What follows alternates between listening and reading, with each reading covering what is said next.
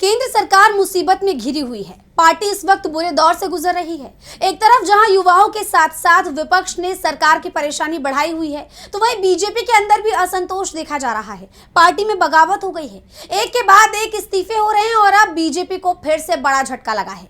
BJP के राष्ट्रीय प्रवक्ता रहे शहजाद पूनावाला ने पार्टी का साथ छोड़ दिया। उन्होंने बीजेपी नेतृत्व को अपना इस्तीफा सौंप दिया है।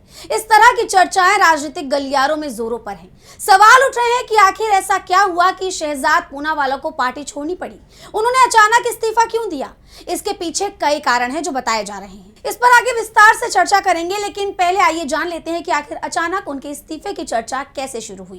दरअसल पूनावाला ने सोशल मीडिया प्लेटफॉर्म एक्स पर अपना बायो अपडेट कर दिया है। इसमें पहले बीजेपी का जिक्र था, जिसे अब हटा दिया गया।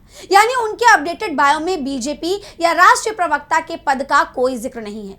हालांकि उन्होंने खुद को प्रधानमंत्री नरेंद्र मोदी का लाइफ लॉन्ग फॉलोअर बताया है। इसी तरह उन्होंने अपना धर्म इस्लाम बताया, लेकिन कल्चर हिंदू बताया है। बताया जा रहा है कि पूनावाला ने बीजेपी के शीर्ष नेतृत्व को अपना इस्तीफा सौंप दिया है। हालांकि अभी आधिकारिक ऐलान नहीं हुआ।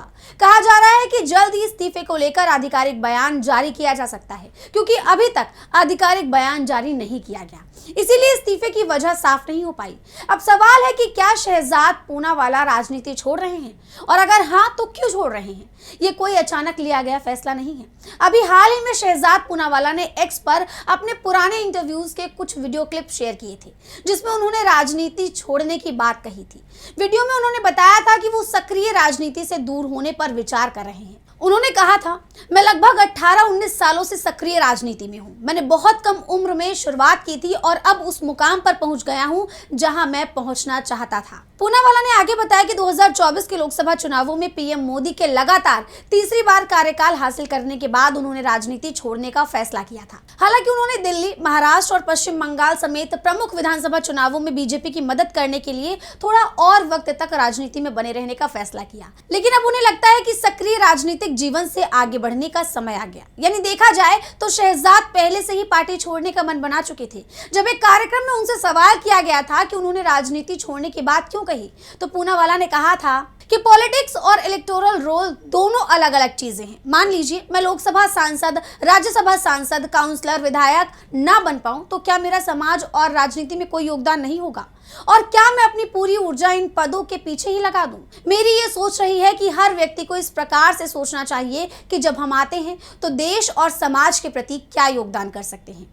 बता दें कि शहजाद पूनावाला के बीजेपी छोड़ने की चर्चाएं ऐसे वक्त में हो रही है जब हाल ही में कांग्रेस सांसद राहुल गांधी ने कहा था कि जिस तरह से देश में आंदोलन हो रहे हैं, युवाओं में सरकार को लेकर गुस्सा और आक्रोश है, उससे सरकार डरी हुई है। यही कारण है कि पार्टी के अंदर भी असंतोष पनप रहा है। एक के बाद एक इस्तीफे हो रहे हैं, क्योंकि कॉकरोच जनता पार्टी तो ऐलान कर चुकी है कि वो एक बार फिर अपनी मांगों को लेकर सड़क पर उतरेगी। सीजेपी फाउंडर अभिजीत दिपके ने सरकार को चेतावनी दे दी है। साफ कह दिया है कि छात्रों को परेशान करना बंद करें, नहीं तो सरकार को इसके बुरे नतीजे भुगतने होंगे। दिपके ने कहा है कि अलग अलग राज्यों में पुलिस छात्रों के घर जा रही है और उन्हें परेशान कर रही है। अगर सरकार ने देश के भविष्य को इसी तरह प्रताड़ित करना जारी रखा तो कल छात्र सरकार भी बदल देंगे। इस चेतावनी को हल्के में मत लेना। यानी पूरे देश में मोदी सरकार के खिलाफ माहौल बना हुआ है। विपक्ष तो पहले से ही दावा कर रहा था कि सरकार बहुत जल्द गिर जाएगी, और युवाओं की इस चेतावनी ने भी विपक्ष की बात पर मुहर लगा दी है। ऐसे में मोदी सरकार में शामिल नेताओं को भी अपने भविष्य को लेकर डर लग रहा है।